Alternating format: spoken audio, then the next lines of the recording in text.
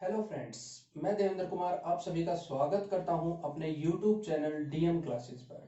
आज आपके बीच फिर से हाजिर हूं एक नई क्लास लेकर, क्लास 10th के मैथ्स की, जिसके अंदर हम चैप्टर फर्स्ट कर रहे हैं रियल नंबर्स। कौन सा चैप्टर कर रहे हैं? Real numbers. अब रियल नंबर में हमारी 2 क्लासेस पहले हो चुकी हैं। अगर आप हमारे चैनल पर नए हैं तो हमारे चैनल को सब्सक्राइब कर लें और हमारी इस क्लास को देखने से पहले पीछे की जो 2 क्लासेस हैं उनको जरूर देख लें, क्योंकि वहां पर हमने जो बेसिक कॉन्सेप्ट किया था वो बहुत ज्यादा इंपॉर्टेंट था। उस बेसिक कॉन्सेप्ट को अगर आप एक बार देख लेंगे तो वहां से आपको पूरी मदद मिलेगी इस कॉन्सेप्ट को समझने के लिए। इसको समझने से पहले वो क्लासेस आपको देखनी बहुत जरूरी है, क्योंकि उन्हीं से रिलेटेड कॉन्सेप्ट जो है वो हम आज की अपनी इस क्लास में करने जा रहे हैं। तो उन 2 क्लासेस की जो लिंक है वो मैं डिस्क्रिप्शन में, वीडियो का जो लिंक है वो मैं डिस्क्रिप्शन में डाल दूंगा, वहां से आप उन क्लासेस को देख सकते हैं। और आज की हमारी जो क्लास है इसके अंदर हम पढ़ेंगे इरेशनल नंबर्स के बारे में। मैं आपको थोड़ा सा बता दूं क्लास के बारे में,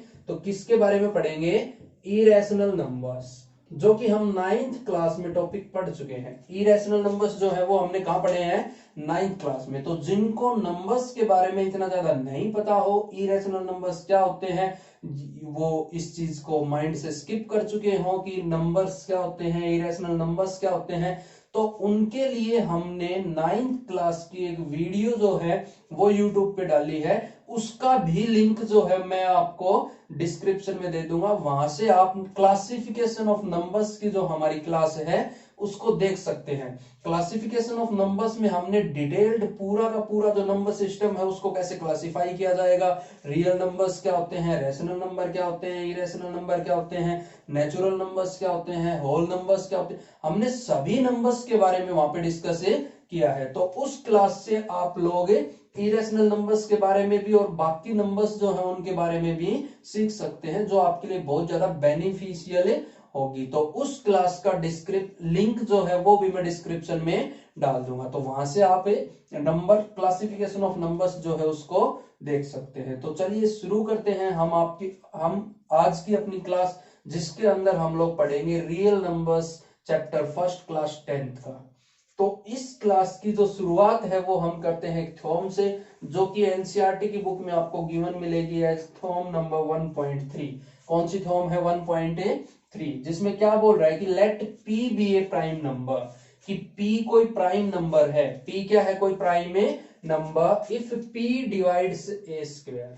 if P divides A square मतलब पी जो है वो ए स्क्वायर को डिवाइड करवा रही है, भाग करवा रही है, देन पी डिवाइड्स ए। तो पी जो है वो ए को भी क्या करवाएगी? डिवाइड करवाएगी, where a is a positive integer, जहां पर ए जो है वो क्या होगा? एक पॉजिटिव इंटीजर। मैं आपको एक छोटा सा एग्जांपल लेके इसको समझाता हूं कि हमने लेट कर लिया कि पी जो है वो 3 है, क्योंकि इसने बोला एक प्राइम नंबर चाहिए हमें पी, तो हमने मान लिया कि पी क्या है?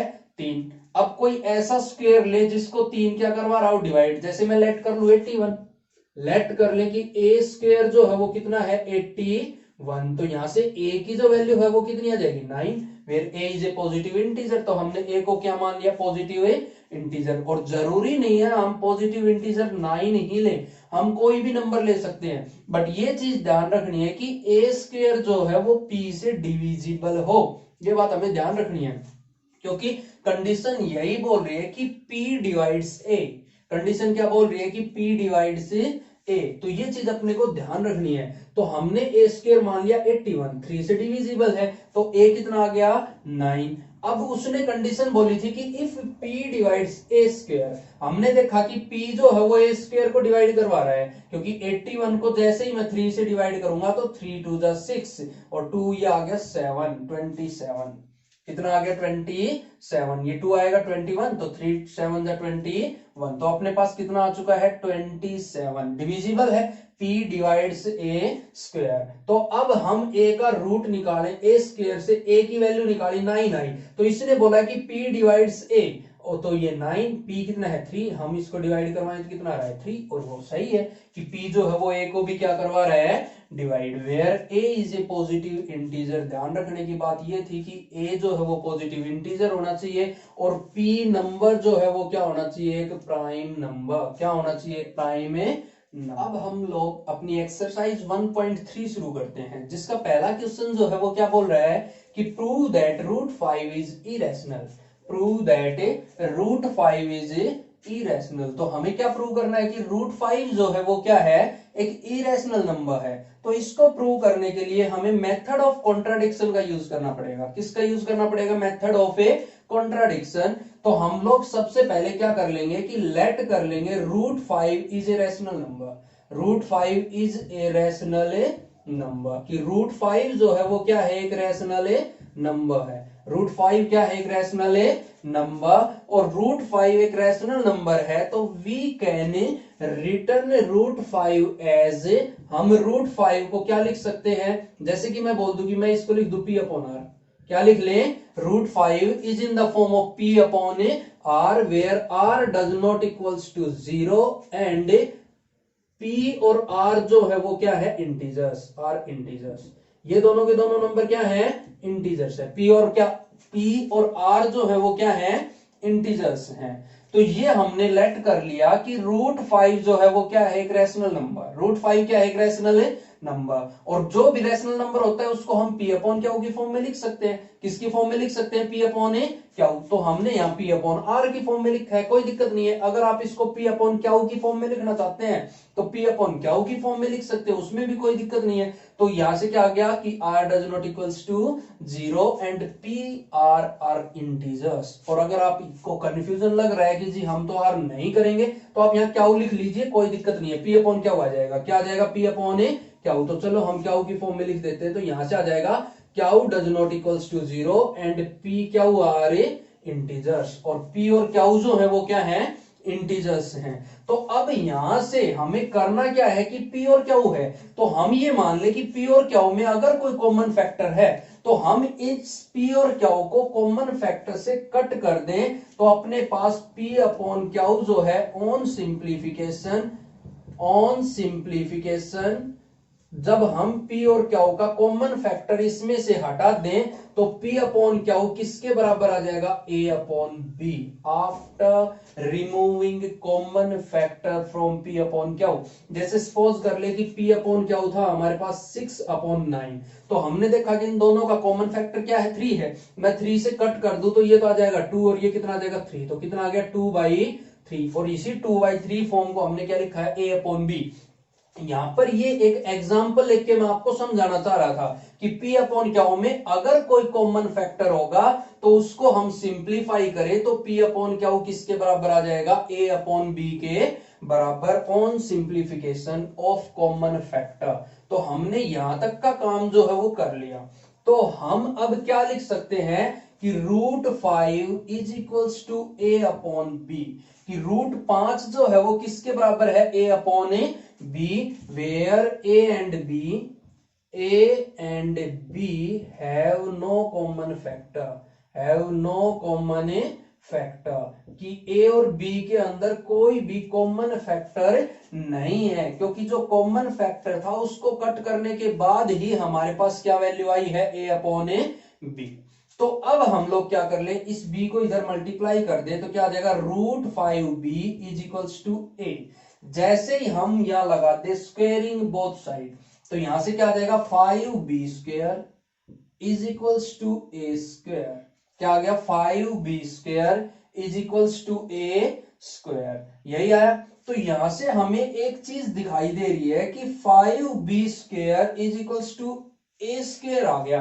क्या आ गया 5b square is equals to a square. अभी थोड़ी देर पहले ही हमने थ्योरम पढ़ी है कि अगर कोई प्राइम नंबर किसी एक नंबर के स्क्वायर को डिवाइड कर रहा है तो वो प्राइम नंबर उस नंबर को भी क्या करेगा डिवाइड करेगा।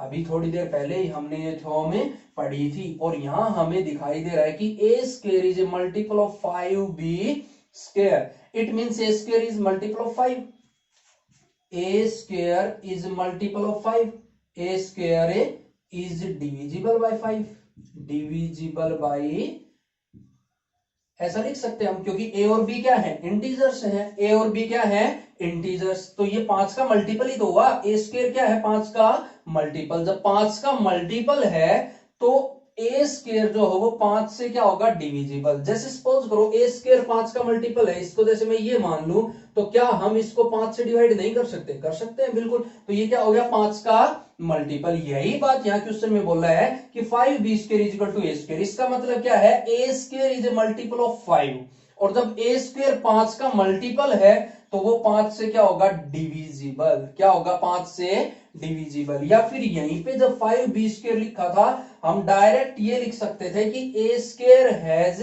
One factor 5।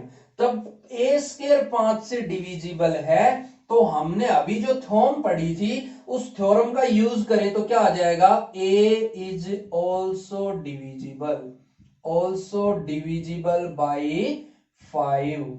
ए जो है वो भी किससे डिविजिबल हो जाएगी, 5 से डिविजिबल हो जाएगी, यूजिंग थ्योरम 1.3, यूजिंग थ्योरम 1.3 जो अभी मैंने आपको पढ़ाई है, थ्योरम 1.3, उसका यूज करें तो ए जो है वो क्या हो जाएगा, 5 से डिविजिबल हो जाएगा।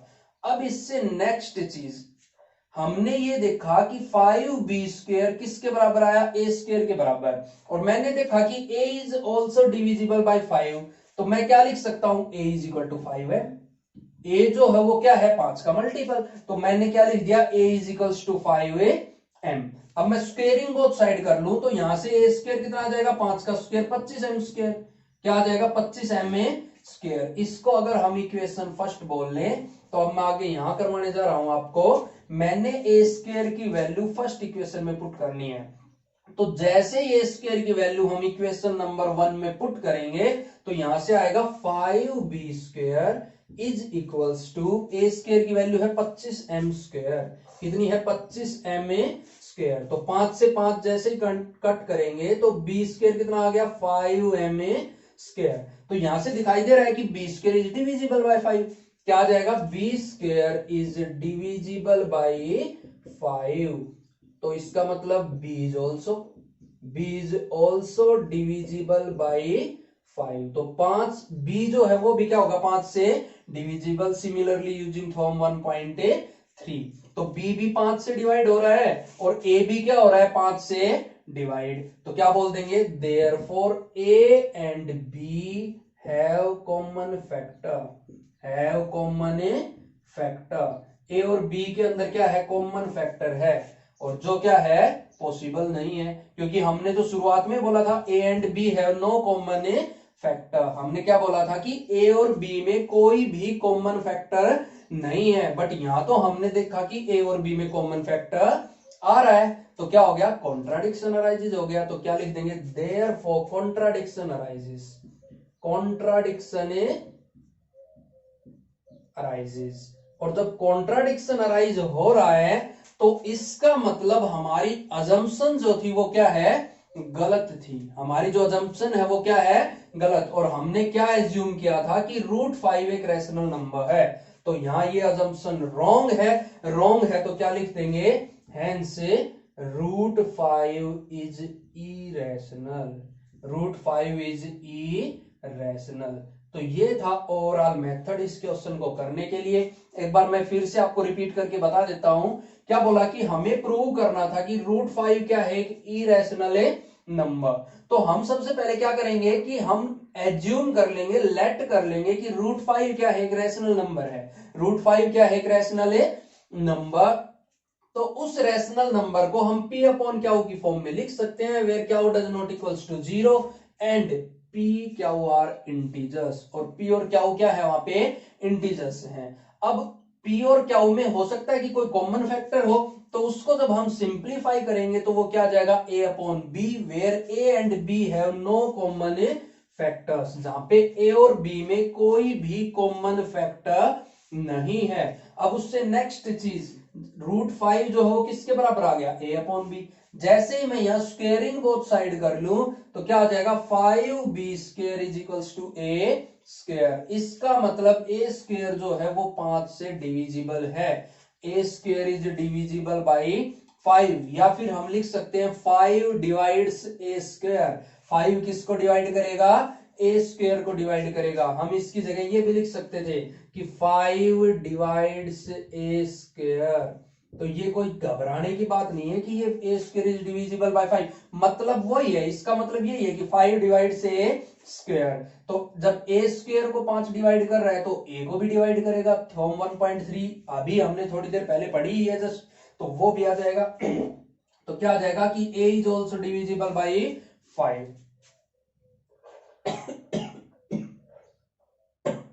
सॉरी, तो क्या आ जाएगा a is also divisible by 5। अब इससे नेक्स्ट जब a 5 से डिविजिबल है तो a क्या होगा? 5 का मल्टीपल होगा, तो a is equals to 5m। Squaring both side कर ले, स्क्वेयर की वैल्यू आ जाएगी। इस वैल्यू को हम इक्वेशन फर्स्ट में जैसे ही पुट करेंगे तो वहां से b जो है वो भी क्या आ जाएगी? 5 से डिविजिबल। जब a और b दोनों का कॉमन फैक्टर है, तो हमने तो शुरुआत में बोला था कि a और b में कॉमन फैक्टर नहीं होना चाहिए, तो क्या आ जाएगा? Contradiction arises. क्या हो जाएगा? कॉन्ट्राडिक्शन अराइजेस, जिसकी वजह से √5 जो है वो क्या हो जाएगा? एक इरेशनल नंबर। क्या हो जाएगा? कि इरेशनल नंबर। अपना जो नेक्स्ट क्वेश्चन है उसमें क्या बोल रहा है कि प्रूव दैट 3 + 2√5 इज इरेशनल। क्या प्रूव करना है कि 3 + √5 2√5 जो है वो क्या है? इरेशनल नंबर है। तो सिमिलरली हम एज्यूम कर लेंगे कि assume 3 + 2√5 is an rational number. Is an rational number. हमने इसको रैशनल नंबर एज्यूम कर लिया, तो क्या लिखा जाएगा कि 3 + 2√5 जो है वो किसके बराबर होगा? a/b। किसके बराबर हो जाएगा ये? a/b। अब इस 2√5 को मैं इधर ले आऊं और a/b को मैं इधर ले आऊं तो क्या आ जाएगा? 3 - a/b इज इक्वल्स टू -2√5। क्या आ गया? -2√5। या फिर हम ये भी लिख सकते थे कि इस 3 को इधर ले आए तो क्या आ जाएगा? 2√5 इज इक्वल्स टू a/b -3। जहां पर a और b जो है वो क्या है? इंटीजर्स। a और b क्या है? Integers. a and b are integers. a and b are integers. a और b क्या है? इंटीजर्स। अब इस 2 को मैं इधर डिवाइड करवा दूं, या फिर चलो इसको हटा देते हैं, हमें तो एक फॉर्म चाहिए। ये माइनस को इधर ले आएंगे तो ये इसी फॉर्म में कन्वर्ट हो जाएगा, तो उसी फॉर्म को हम आगे सिंप्लीफाई कर लें। तो इस 2 को मैं इधर लाके डिवाइड करवा दूं तो कितना आ जाएगा? √5 इज इक्वल्स टू, ये 2 इधर डिवाइड होगा तो a/2b -3/2 -3/2। अब यहां हमें दिखाई दे रहा है कि जब a और b इंटीजर्स हैं तो a/2b जो है वो क्या होगा? एक rational number.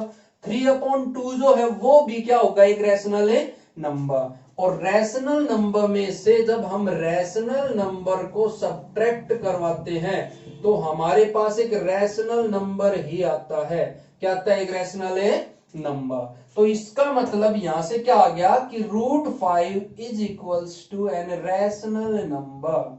Rational number. But we know that, but हमें तो पता है, बट वी नो दैट, लेकिन हमें पता है कि √5 जो है इज एन इरेशनल नंबर। कि √5 जो है वो क्या है? Irrational number. तो कुछ नहीं था क्वेश्चन में, हमें केवल कॉन्ट्राडिक्शन ही लगाना था। क्या लगाना था? कॉन्ट्राडिक्शन। तो हमने शुरुआत में एज्यूम कर लिया कि जो गिवन नंबर है वो क्या है? एक रैशनल नंबर। और हमें दिखाई दे रहा है कि इसमें कहीं ना कहीं √5 है, तो √5 तो एक इरेशनल नंबर होता है। पिछले के क्वेश्चन में ही हमने इस चीज को प्रूव किया है कि √5 इज एन इरेशनल नंबर। तो हमें क्या करना है कि उस √5 की वैल्यू निकालनी है। बाकी सारी टर्म्स जो हैं उनको हम इक्वल के एक साइड ले आएंगे और √5 जो है उसको एक साइड रख लेंगे। तो जैसे ही हमने √5 की वैल्यू निकाली तो वो ये वैल्यू अपने पास आ रही है जहां पे डिफरेंस ऑफ 2 रैशनल नंबर्स है। क्या है? Difference of 2 rational numbers. और 2 रैशनल नंबर्स को जब हम सब्ट्रैक्ट करवाते हैं तो हमारे पास एक तीसरा रैशनल नंबर ही आता है। तो हमारे पास एक रैशनल नंबर आ गया। तो यहां से तो कंडीशन जो बन रही है वो क्या बोल रही है कि √5 is a rational number. But हमें तो ये पता है कि √5 क्या होता है कि इरेशनल नंबर। तो contradiction arises, therefore contradiction arises, contradiction arises. और जब कॉन्ट्राडिक्शन अराइज हो रहा है तो फिर एक ही चीज आती है क्या कि हमने जो अज्यूम किया है, हमारी जो अजम्पशन है वो क्या है, रॉन्ग। तो assumption is wrong, contradiction arises, hence assumption is wrong, assumption is wrong। और जब assumption wrong है तो therefore 3 + 2√5 is an irrational number। तो ये जो है वो क्या हो जाएगा, इरेशनल नंबर। यही चीज अपने को प्रूव करनी थी बस, कि ये जो 3 + 2√5 जो है वो क्या होगा, एक इरेशनल नंबर होगा। अपना जो अगला क्वेश्चन है उसमें बोल रहा है कि prove that following are irrationals, कि नीचे जो अपने को ये नंबर्स गिवन है ये क्या है, इरेशनल नंबर्स हैं, ये अपने को प्रूव करना है। तो सबसे पहले पार्ट में बोल दिया 1/√2। तो वही बात हम लोग लेट कर लेंगे कि let 1/√2 is an rational number, is an rational number, कि 1/√2 जो है वो क्या है, एक रैशनल नंबर। तो 1/√2 किसके बराबर होगा, a/b, किसके बराबर हो जाएगा, a/b। तो यहां से हम इसका रेसिप्रोकल कर ले तो क्या आ जाएगा, √2 = b/a। जैसे हम इसका रेसिप्रोकल करेंगे तो क्या आ जाएगा कि √2 = b/a। जहां पर a और b क्या है, इंटीजर्स है। मैं यही लिख देता हूं कि a and b are integers, a and b are integers. जब a और b इंटीजर है तो b/a क्या होगा, एक रैशनल नंबर होगा। तो इसका मतलब क्या हुआ कि √2 is an rational number, √2 is an rational number, कि √2 जो है वो क्या होना चाहिए, रैशनल नंबर होना चाहिए। क्या होना चाहिए, rational number. But we know that, हमें पता है कि √2 जो है इज एन इरेशनल नंबर, कि √2 जो है वो क्या है, इरेशनल नंबर है। √2 क्या है, इरेशनल नंबर। तो कॉन्ट्राडिक्शन अराइजेस, कॉन्ट्राडिक्शन अराइजेस, क्योंकि हम लोग बोल रहे हैं कि √2 इरेशनल नंबर है और अज्यूम करके चलते हैं √2 क्या रहा है, रैशनल नंबर। तो क्या हो गया, contradiction arises, hence assumption is wrong, therefore 1/√2 is an irrational number। इसलिए 1/√2 जो है वो क्या है, एक इरेशनल नंबर है। कैसा नंबर है, इरेशनल नंबर। अब इससे नेक्स्ट जो पार्ट है, सेकंड पार्ट, वो क्या बोल रहा है, 7√5।